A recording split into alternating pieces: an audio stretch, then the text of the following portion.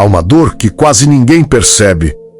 Ela aparece quando você vê outras pessoas vivendo exatamente aquilo que você sonhou. Um casamento, uma família, alguém que escolheu ficar. E então, em silêncio, nasce um pensamento difícil de confessar. Talvez eu não fui feito para ser amado. Você sorri em público. Diz que está tudo bem, tenta parecer forte. Mas por dentro existe um luto silencioso, a sensação de atraso. O medo de já ser tarde demais. A vergonha de responder perguntas simples como, e você, ainda está sozinho. E o pior não é a solidão em si. É a sensação de não ter sido escolhido ou escolhida. Se isso já atravessou seu coração, fique comigo até o final, porque talvez Deus precise tocar exatamente essa ferida hoje. Existe uma diferença entre estar sozinho e sentir-se rejeitado. Porque a dor mais profunda não é apenas a ausência de alguém. É a interpretação que nasce disso. Você começa a pensar, se ninguém ficou. Talvez o problema esteja em mim, talvez eu não seja suficiente, talvez eu tenha passado do tempo e aos poucos, a solidão deixa de ser uma fase e começa a aparecer identidade. Você não pensa apenas, eu estou só, você começa a acreditar, eu sou alguém impossível de amar, e isso corrói profundamente. Porque toca valor pessoal, toca pertencimento, toca dignidade emocional, principalmente quando existe comparação. Redes sociais, casamentos, noivados, fotos felizes, viagens. E você, tentando não se sentir pequeno diante disso. Não porque não fica feliz pelos outros, mas porque cada anúncio também lembra aquilo que ainda não aconteceu na sua vida. E isso dói. A comparação cria a falsa sensação de que todo mundo está avançando, menos você. Como se sua vida estivesse atrasada. Como se Deus tivesse esquecido seu nome. Mas o problema não está apenas no tempo. Está no significado que você dá a ele. Porque atraso não significa abandono. Silêncio não significa rejeição. Espera não significa desvalorização. Mas quando o coração está ferido, tudo parece prova de rejeição. Na Bíblia, encontramos uma mulher que conhecia profundamente essa dor, Hana, em 1 Samuel capítulo 1. Ana vivia o peso da esterilidade em uma cultura onde isso carregava vergonha profunda. Ela não lidava apenas com a dor pessoal, lidava com comparação, com humilhação, com a sensação de insuficiência. Ela via outras mulheres vivendo aquilo que ela desejava. E além da dor, ainda havia a provocação constante de Penina. Era uma ferida exposta repetidamente. E o texto diz algo forte. Ela chorava e não conseguia nem comer. Perceba, não era apenas tristeza. Era uma dor que afetava corpo, mente e identidade. Talvez você entenda isso, quando o problema deixa de ser uma circunstância e começa a tocar quem você acredita ser.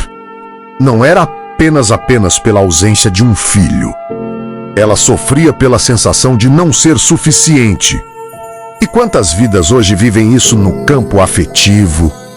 Não apenas pela ausência de um relacionamento, mas pela sensação de não terem sido escolhidas. Como se o amor dos outros validasse seu valor. Mas existe algo poderoso nessa história. Ana levou sua dor para Deus sem performance, sem frases bonitas, sem religiosidade de aparência. Ela chorou diante do Senhor. Ela derramou a alma. E pode ser exatamente aí que começa a cura. Porque cura emocional não começa quando alguém chega. Começa quando você para de medir seu valor pela ausência de alguém. Esse é um dos enganos mais cruéis da alma. Acreditar que ser escolhido por alguém define se você é valioso. Como se o amor humano fosse certificado de dignidade. Como se um relacionamento fosse prova final de que você finalmente importa, mas isso é perigoso. Porque coloca sua identidade nas mãos de pessoas falhas. E quando elas não ficam, você desmorona junto. Mas a Bíblia nunca construiu identidade assim. Em Salmo 139, verso 13 está escrito: pois tu criaste o meu íntimo.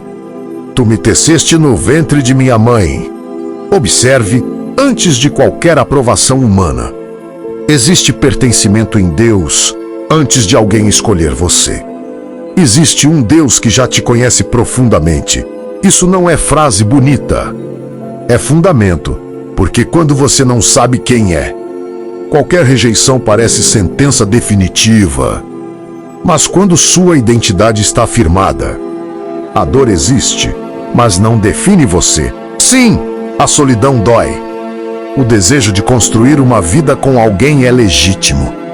O medo de envelhecer sozinha pode ser assustador. Não negamos isso. Não é sobre fingir que não importa. É sobre não permitir que isso se torne a medida do seu valor, porque há pessoas incríveis vivendo vergonha silenciosa, como se estivessem atrasadas, como se fossem um quase, como se a vida delas estivesse incompleta. E talvez hoje Deus esteja confrontando exatamente isso. Sua vida não está em pausa porque um relacionamento ainda não aconteceu. Você não está invisível para o céu. Você não foi esquecido. Você não nasceu tarde demais. O tempo de Deus não funciona na lógica da comparação. Enquanto você olha para o calendário, Deus olha para processos. Enquanto você pensa em atraso, Deus trabalha em preparação. E talvez a maior dor seja o luto da vida que você imaginou viver. A idade que você achava que estaria estável. Os planos que pareciam certos. As expectativas que não aconteceram.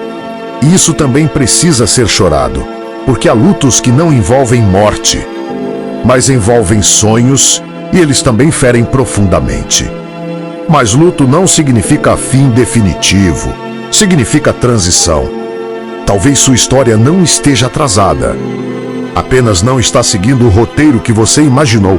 E isso não significa que será pior, significa apenas que será diferente. E Deus ainda escreve bem histórias diferentes. Em Salmos 84, verso 11, está escrito: o Senhor não negará bem algum aos que vivem com integridade. Perceba, não negará bem algum. Se algo ainda não chegou, isso não significa necessariamente rejeição. Às vezes significa proteção, às vezes significa preparação. Às vezes significa que aquilo que parece demora é cuidado. Porque nem toda porta aberta é bênção, nem toda espera é castigo. E talvez hoje, mais do que pedir a alguém, você precise pedir cura para não entrar em um relacionamento apenas para preencher vazio, para não aceitar migalhas por medo da solidão, para não confundir carência com amor. Porque quem não cura a ferida da rejeição, muitas vezes aceita qualquer presença que pareça escolha. E isso machuca ainda mais. Talvez Deus esteja mais interessado em restaurar seu coração do que apenas responder sua pressa. E isso também é amor. Vamos orar. Senhor, Deus e Pai, conhecedor de cada pessoa que está ouvindo esta mensagem agora. Tu sabes das lágrimas silenciosas da sensação de atraso, da comparação dolorosa e do medo de não ser amado. Pai, alcança agora a pessoa que se sente invisível, esquecida e rejeitada. Cura a ferida da rejeição e da sensação de não ter sido escolhida. Ensina-nos a não medir nosso valor pela ausência de alguém, mas pela Tua presença constante. Traz paz para quem teme o futuro, descanso para quem carrega vergonha silenciosa e esperança para quem sente que o tempo passou. E que não aceitemos menos do que aquilo que o Senhor preparou. Em nome de Jesus, amém. Se essa mensagem falou com o seu coração hoje, talvez ela não tenha chegado até você por acaso.